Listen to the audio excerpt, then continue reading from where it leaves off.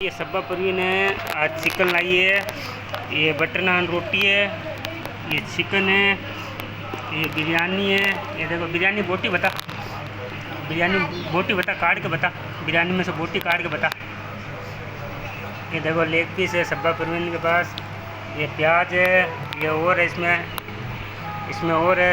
ये butter chicken है इसके अंदर। और ये चावल है, ये बटर चिकन ये कटोरी में। और ये बटर नान रोटी है। देखो ये सब्बा परवीन खाएगी आज हमारी बटर चिकन और बिरयानी, है ना। हाँ, ये बटर चिकन और बिरयानी खाएगी आज।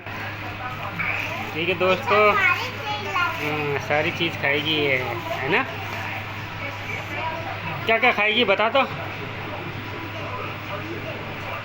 ओह, ये बटर रोटी दिखा रही है आपको।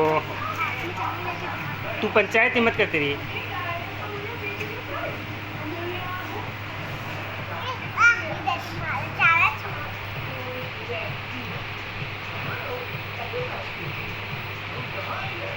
बस तुरंत होंगी तो वीडियो जाएगी सारी।